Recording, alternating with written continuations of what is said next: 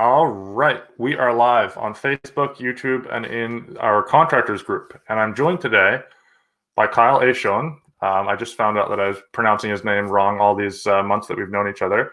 And I may have just gotten it wrong there, but joined today by Kyle, and he's got a cool story. We've been connected for a little while, like I said. I believe we joined up through one of the paving groups on Facebook, got chatting about different things, and we've kind of both been following each other's journey. And wanted to get Kyle on to chat about his journey as a business owner. He's got a cool story as it relates to kind of going out and looking to add some tools to his arsenal skill-wise and how that turned out. But Kyle, welcome to the show, and happy to have you here. Maybe just fill in the gaps that I didn't fill in the intro there. Yeah, no, you're good. I'm super excited to do this. So I appreciate you actually, giving me the opportunity. Awesome. Well, bring people up to speed on where you're located. The company name, I know it's there on your sweater, but give us a bit of background on that. Everything's backwards. Yeah. So I live Traverse City, Michigan area, which is like here. So the lower part of Michigan. I'm surrounded by Great Lakes and whatnot. So I live in a little town called Rapid City, which is where I'm out of, just on the outskirts of the main area. It's more of a tourist town. So we get lots of business in the summer, and then everybody goes south for the winter. So I, right now I work out of my house, which has its ups and downs. So I started mid 2018. I was working for another company and decided to go off on my own a little sooner than I had expected. I knew I wanted to do something. And my plan is I had kind of a deadline, a goal in my head. I was going to start the following season. I wanted to have 15 grand in the bank, and it's just kind of a cushion. Well, one thing led to another, and I was realizing my exit was coming up. And so I had told myself before I had started working for this other guy, I said, this will be the last person I work for. The next person I work for will be the last. After that, I'm going to go off on my own. So if that doesn't work out, I just kind of knew I was going to end up here one day, and I had to give myself a deadline. Otherwise, I was going to make excuses for that to never happen. Right. So, kind of hell or high waters, I said, well, it's coming up. So while I was still working for somebody else, I went and bought a truck for 30 grand and then quit my job. And I had, not much credit and 3 grand in the bank. And that was about it. But what had helped me out is I did a lot of the sales and whatnot. And so I kind of gained that reputation in my area. And I grew up here. My family was pretty established here too. So people knew who, like, I've obviously been around. I respectfully left, and I contacted a few companies and said, hey, this is what I'm doing now. And so I had a lot of people that just kind of transferred business with me. I started, August 1st. Was like the first day of like, this is go time, August 1st. And so I had not much left to the end of an asphalt season. And then we were going into snow and whatnot. But I did not do any advertising until probably about 1.5 to 2 years in. Nice. We were blessed to have lots of business. And did you start, because I know you do a lot of excavating and stuff like that. Did you start right into the asphalt side of things as well? I did. I started with seal coating, asphalt maintenance. So seal coating, crack fill, striping and whatnot. And the first move I did actually is, I don't really feel like there's a reason to have enemies in the industry. Yep. And so the first thing I did was I went around to every other asphalt company in my area, which is actually how I got to be a friend and have a relationship with Nick Bittiger. He was a competitor at the time. Yeah. And so I called everybody, walked in their office and said, hey, my name's Kyle. This is what I'm doing. Can we be friends? Yeah. I kind of went out on a limb and said, can I rent your equipment from you so I can do something until I get my own? And most people said no, but one guy ended up, he's a really nice guy. His name's Terry Webb. Okay. Yeah, I'm connected with him as well. Yep. Terry really helped me out at first because I was buying sealer from him. Okay. And he says, how are you going to do this? I says, I don't know, 5-gallon buckets if I have to. And he says, no. He said, there's an old seal tank sitting out back. It's kind of bare bones, but you go use that until you get your own. I ended up buying some used equipment off of him. With my welding background and whatnot, I refurbished that, built a lot of my own equipment, and then just started there. So the excavating part of it is like, I had people ask me to do all sorts of stuff. Sure. Like, can you do this and can you do that? And before you knew it, I was renting equipment, and the mini excavator was what I used mostly. Most people would go with a skid steer for doing patching and things like that. Yeah. Mini excavator worked out a lot better for me. So people start seeing you run different equipment. And they ask, well, hey, can you do this? Because there's a lack to find contractors in general. So I took anything and everything I could for the first little while. And this year, it's kind of like, it'll be my third year, but like my fourth season kind of. Sure. And this year I'm really starting to, if you count that 1 or 2 months at the end of your year. Yeah. So but this is the first year I'm kind of having to drop off some of the smaller services and really hone in on what I want to do. So, which is an accomplishment, to be honest with you. Like, I have a hard time saying no. Yeah. But last year there was a big demand we got into paving, actually. That was my goal, is start off. I kind of had my 5-year plan mapped out. I was going to start 2.5 years with the maintenance side of things. Once that mark hit, stop investing into the maintenance and start to go into the paving side. Nice. And so, the next 2.5 years, hopefully we would be paving by then. Well, one thing after another happened, and we ended up laying down our first 2 paving jobs this year, which would be at that 2.5-3 year mark. So, that's also like last summer, like last season, or this last year. Fall. Yeah, because everything's snowy right now. Yep. Cool. So, and at that point in time, like, I don't even really know what to do with that stuff. You know what I mean? It's like I'm so far ahead of where I had anticipated. Like, I don't know how to handle that type of growth, right. Which would be a good segue into how I got connected with Mike. Yeah. Being friends with Nick ahead of time, he ended up getting connected with Mike and approached me about it. And what led me to do it is one of the things I said in our interview. Do you want to back up a bit for people who are listening and just kind of lay out what you are doing with Mike and then kind of set the stage for that? Yeah, sure. So I hired Mike on as a coach, as a business coach, and I look at it as I'm bringing him on with me. Like, he is now a part of Integrity Earth and Asphalt. I'm not necessarily joining Win Rate Consulting. Right. So I realized I was at a point to where my business was growing faster than I could keep up. Because strengths and weaknesses, my strengths have always been on the job site, in the field, just kind of project managing. And so everything at once was something that it was all new to me, and it was coming in real fast. And so, I would say things like I'm extremely busy in a way that it was almost stressful. And, the response would be, well, that's a good problem to have.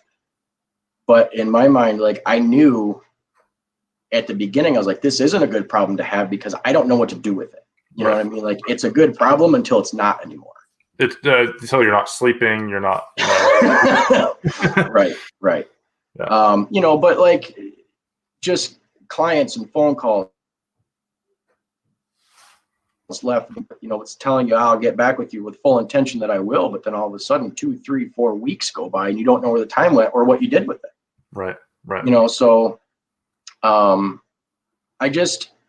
needed insight from somebody that's been further on down the road, like how do people do this? And so that has been something that, I wouldn't even know what thoughts to think right now had I not had somebody coach me and point me in the right direction. And I feel like some people take coaching as like a hit on their pride, like, why do I need help? But the reality of it is you're still doing everything yourself. You know what I mean? And you're taking the better move by protecting your investment and yourself by saying, I need other people in here to do this, to help me along with this. Like it's still up to me to do the work and put in the time and input all of these systems. But if I don't know them at first, then I'm only crippling myself. Yeah. So how long have you been, how long has it been that you've been working with Mike? We're just going to start the 6th month. Nice. Yeah, and what would you say, like, cause a lot of people, like I have multiple coaches and mentors myself, and I can guarantee you I would not be where I am today without that. And a lot of people are like, oh man, well, I'll just figure it out. Right. Yeah, you probably will, but you're probably going to lose a lot of valuable time and income in figuring it out, and possibly lose relationships, all the customers, all of that stuff. What would you say though is your biggest 1 or 2 takeaways from whether it be something Mike taught you or just something that he kind of pulled out of the way that you were doing business, et cetera? The biggest takeaway I would think isn't necessarily one particular thing that he said, but it's the accountability with it. Mm-hmm. And that's like, you have in your own head what you might think is the most important thing that you can do. Okay. Mm-hmm. That's a very limited perspective, because, somebody coming from the outside that's seeing where you're at now, where you want to go, where you have the potential to be, and what you're doing right now, and then just to kind of steer you in the right direction, but you also need to be held accountable to continue to go in that direction. And so that for me, it's like, well, I've now paid money to do this, which means like, if it's free, then there's no value to it. Yeah. You know what I mean? Like, I have to get something out of this. I have to structure myself. I have to discipline. And so the biggest takeaway for me is just the accountability. If there's nothing more than that, then it's worth it, because I would be willing to say that there's a lot of people out there that have in the back of your mind like that little teeny voice to where you really should be, what you should be doing, but for whatever reason you get distracted by whatever's in front of you at that time.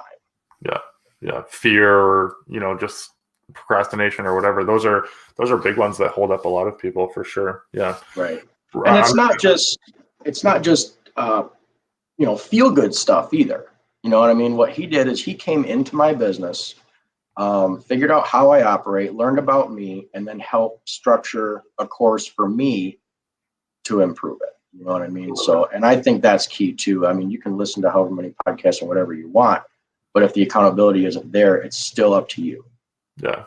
No, I had Mike on a couple weeks ago, I think it is now. He was giving me some fire too. So, just as a little plug to WinRate, if you guys aren't listening to Big Stud Sales, it might be Big Stud Podcast now. I think he just did a little bit. If it isn't yet, it's real close to being.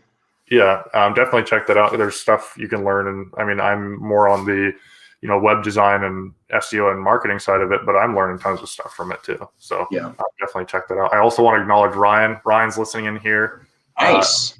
Ryan says, I'm really excited to start working with Kyle. Good dude. I agree. Awesome. Thanks for showing up, Ryan. That's huge. And in the, in a little bit, I've interacted with several of Mike's clients, just, kind of to carry on that plug a little bit. You, Cameron Hogate, Cam Roberts, are probably the ones I interact with the most. And it's good stuff, guys. Check out what Mike's doing. Talk to Kyle, reach out to Kyle if you want to know a little bit more of the nitty gritties of it. It's funny you mentioned the two Cams, because I've gotten to know both of them also. And, you know, if I never got involved with coaching, I would have never opened myself up to just a network of people, you know? And so, I mean, me and Hogate and Roberts, like we've got a 3-way message group between the 3 of us. And, you know, sometimes it's just, you know, humorous personal stuff, and sometimes it's business, sometimes it's encouraging. You know, one of us has a bad day, the other, you know, share the wins and the struggles. And so it's like, man, just the networking that you can get from being involved with a group of people is invaluable. Well, because you all got into it for a reason, right? And so you're Right. kind of auto-selecting. It's like if you have this reason for getting into, in this example, win rate, you're kind of auto-selecting the type of people that you're going to be hanging out with, because they're all getting into it for similar reasons. Yeah, no, both the Cams are good guys as well. Yeah, so that's awesome. I think Mike referred to you guys as the 3 Musketeers. He did do that once, yes. He also might have said that you guys might need some counseling because it was getting a little bit weird too. So might have been, yeah. I'll just throw that out there as well. But no, that's awesome. Cool. So I also saw, you know, and you would kind of refresh me on this, but you had sent over this content to me when we had kind of first connected. You went to Arizona and did this crazy trip, crazy venture that was like kind of out there to a lot of people.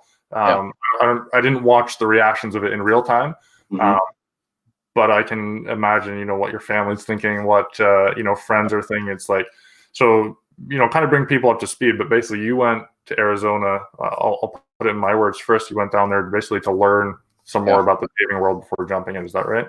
Yeah. So, you know, mind you, I'm in Michigan, so Arizona it's like the complete opposite side of the U.S. Yeah. And the motive behind it was I wanted to get into paving. Okay. My background is in automotive and welding fabrication. So my previous employer, I kind of got into it with them. I had never smelled asphalt until like summer of 2017. So I've done a lot of landscape things in the past, a lot of operating, and I just naturally I pick up on things well. And this is something that I really, really enjoy. And so what I had done there is he was kind of in the same transition. He was going from maintenance into paving also. And so I had been right alongside the owner of the company with the R&D on getting into paving. Okay. And then so basically once that trigger was pulled is where I had took my leave. But so like there was a lot of head knowledge, but not any hands-on knowledge. And I sacrificed plowing in that winter because I looked at it and said to myself, like the fastest way to learn is to do it. Yeah. Okay, like I know all of these things in my head. I've been to seminars, I've read research, you know, until I was blue in the face. But until I actually do it, there's still that gap. And so it just made sense to where go somewhere where they pave all year round and I don't. Yeah. I tried putting some feelers out for reps for different paving companies that I knew or Facebook groups, and it really didn't come back with anything.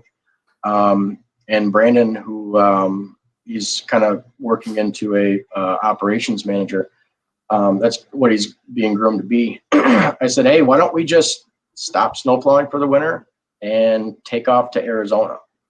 I said I had never really been out west. I said we got a little bit of money to last us X amount of time. If we can't find anything, we got to come back. Yeah.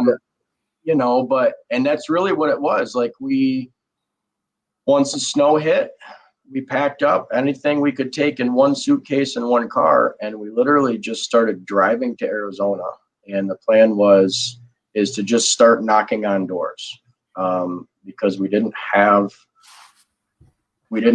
any leads other than that. I mean, one guy had us come down to Tulsa, Oklahoma. It was just kind of not the type of operation that I wanted to be involved with.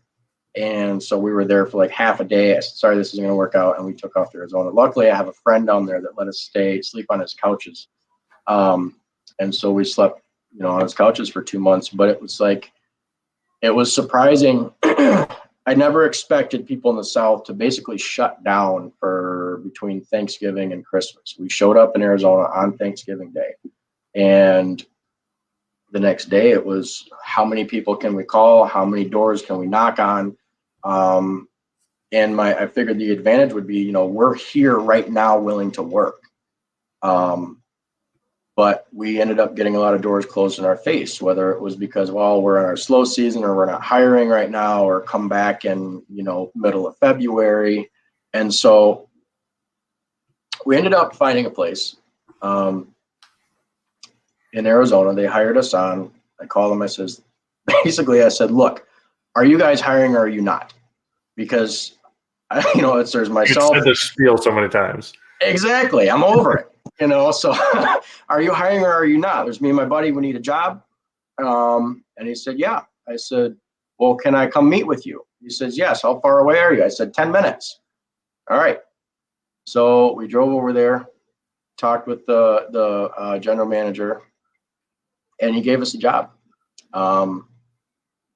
That had a lot of challenges in its own, because they were a company of about 30 to 35 guys. They had split between 5 or 6 crews. And so they did everything from concrete to seal coating to dirt work. They had a separate dirt work for their pay, and then a separate paving crew. And it's like, well, this is where we really want to be, is on the paving crew. And all I want to do is be a fly on the wall. That's it. I want to know how they schedule the trucks. I want to know how they set up their paver, how they organize the jobs, how they ran their crews. I just wanted to watch. So a long story short, we were there for a couple weeks before we finally got on the paving crew. And we were there for about a week, and manager calls me up. He says, hey, we just lost our paving foreman. I'm going to put you in his place, if that's all right with you. And I'm like, well, you know, sure, I guess. You know? And he knew exactly what we were there to do. He said, I think you got what it takes to run this crew. You know, and you've got the standard, and I don't have anybody else that would fit that role right now. So that conversation, he said, do you even want to do it? I said, well, no, I don't, but I feel like I'd be doing myself and you an injustice, excuse me, if I didn't at least try. Sure. One of the biggest hurdles is that the crew was like 99% Hispanic.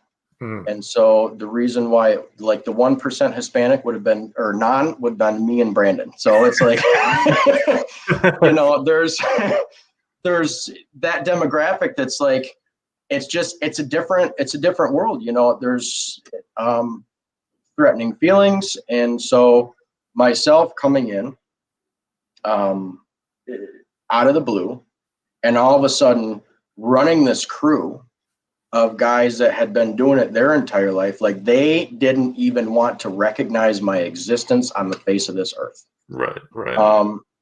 And you said there were some language issues too, I think, in some of your videos. Oh, the language barrier is huge. Yeah. You know what I mean? It is what it is. Like, I don't even think there's anything wrong with it, but it gave you like a real life picture of, if you cannot communicate to the people in your surroundings, then nothing happens. Right.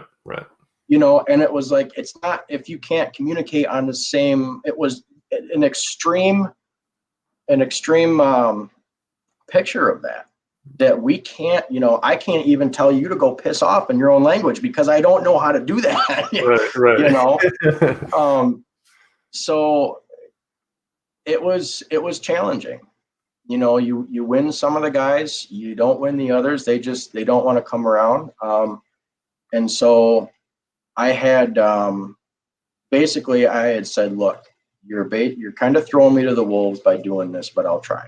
You know, I said, but you have to have your back on me, because they approached me from the angle of, we want to make some improvements around here, and we think that you can help us do this. Yeah. I said, all right, if we're going to make some improvements, then we're going to piss some people off. Yeah. You know, and you're going to have my back. And long story short, it didn't happen. Gotcha.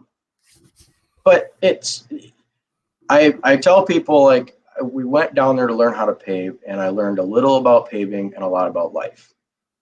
You know, because the just the value of friendship that me and Brandon had and that grew during that time, because every single day was a challenge. Every single day, you're in a position that neither of you are exactly excited about, but you're there for a bigger purpose.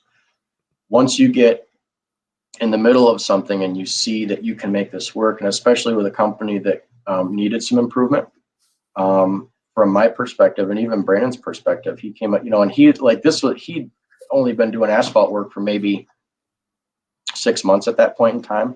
Sure. So he's coming up to me. He's like, Kyle, correct me if I'm wrong, but do I have to shovel this much? I said, no, you shouldn't have to shovel that much. So like, then why are we? I said, because the crew is working inefficiently, longer story short. So we just gained the courage to understand that we can do this if we want to, you know what I mean? And I truly feel like it took kind of putting ourselves out there and going on an excursion to realize that, I could have given myself a lot more credit than I was. Sure. But I can be somewhat of a perfectionist. So it's a blessing and a curse, but I don't like to start something unless I know everything front to back and I can complete it. I don't want to say, oops, I'll make it up on the next one, or I'll do better next time. Like, I want to do better this time. Right. But every day was like, ran through the questions. Are we wasting our time here? Are we getting out of this what we wanted to? We've got another opportunity in Seattle, Washington. Do we pick up everything here and go over there? In the meantime, time is running out. Like, we're running out of money. We're running out of time. We got to get back home, just prep for the new season coming up. And so to have somebody there with you that sees the vision and just to keep your sanity with almost, it's like, well, I think we're doing the right thing here. Just confirming thoughts and feelings. And that showed me the true value of friendship. That's awesome. And how just important it is for life.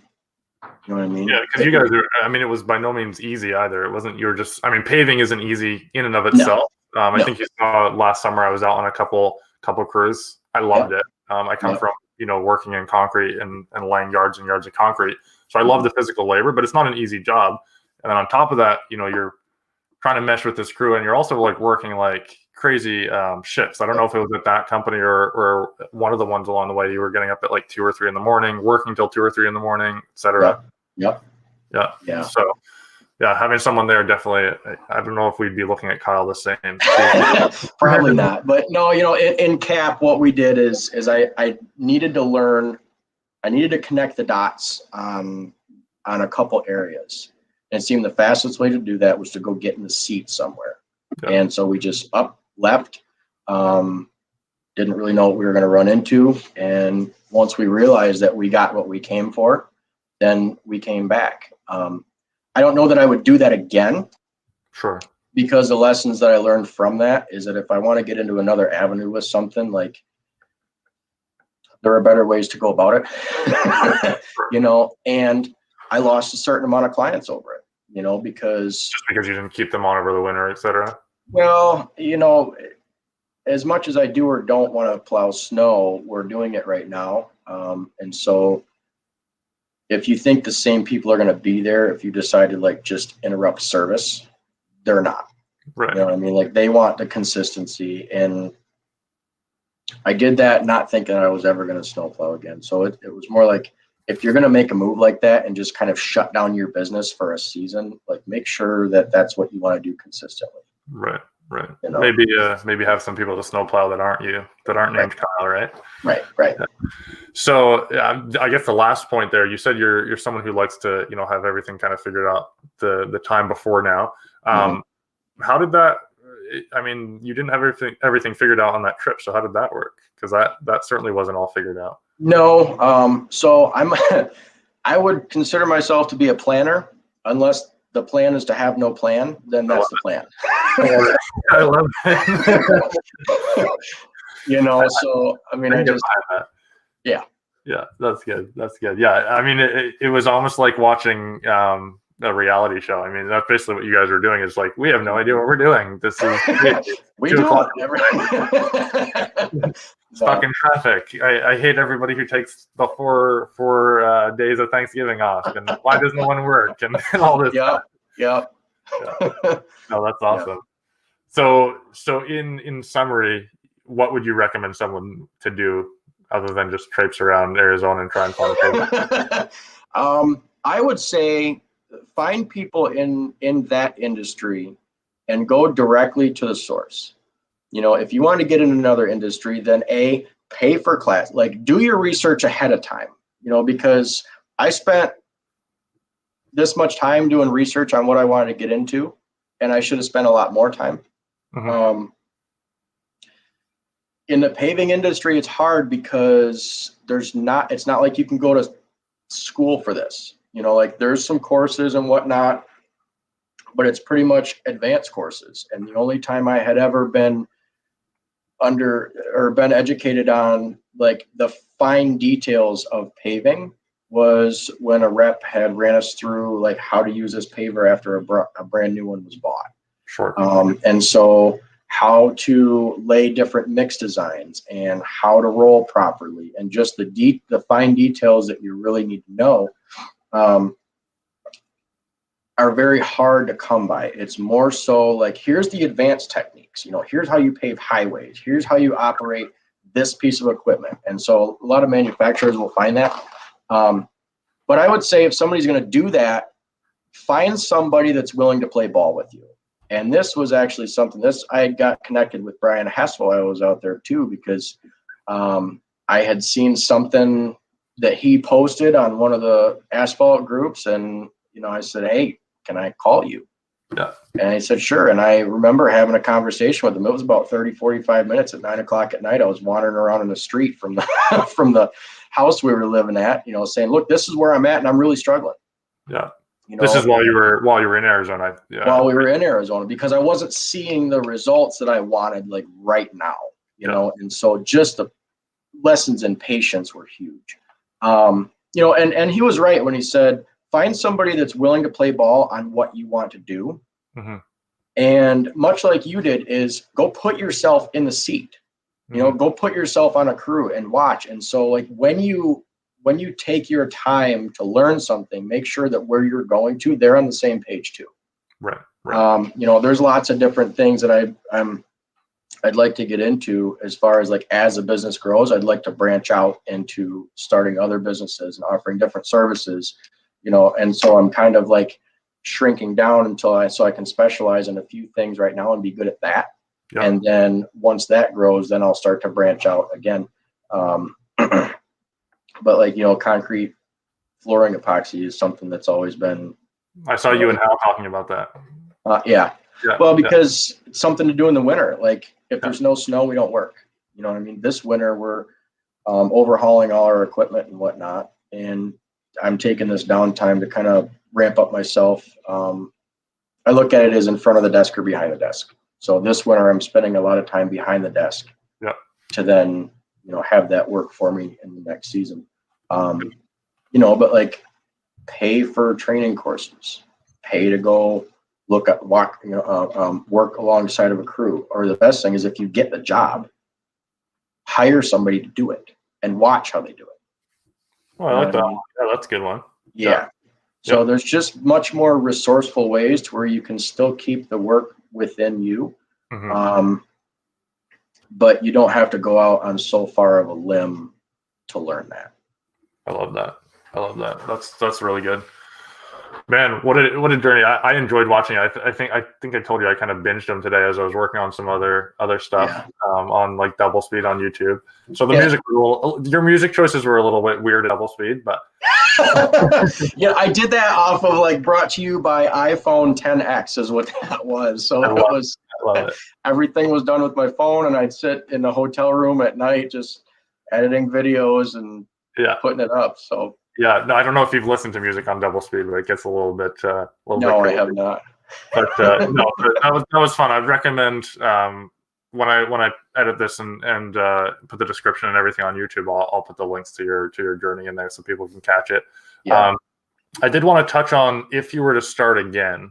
We kind of touched on the journey and what you would do differently there to Arizona. But if you were to start your business again, what would you do differently?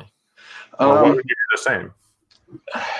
So what I would do the same is because I'm basically trying to do this as debt-free as possible. Yep. So at the beginning of the year, I had a couple trucks and a steel coat rig. This year, or at the end of the season, I've got a mini excavator, a tractor, a dump truck, a paver, a roller, and whatever else I bought along the year. The only thing that I have a note on there are the mini excavator and the tractor. Like everything else I paid cash for. Yep. And my goal is, because if there were a recession per se, this is a fairly high dollar industry, and I just don't want to be one of those people that isn't able to wade through it. Right. So taking the time to, I want to put myself on the backside of that, saying I'm still here. Yep. So going at everything as debt-free as possible within reason. Like the mini excavator and the tractor, like those things they work more than anything else right now. So I can't afford for those to be down, because it's going to end up costing me more in the end. Yeah. What justified buying those is I was renting so much, to where I compared what I spent last year in rentals alone versus what a year in payments would be. And the year in payments was actually going to be less than the previous year in rentals. So to me, it was a no-brainer. Yeah. But what I would do differently is, and it's been a big thing on my mind lately, is I would essentially have gotten my systems in place first.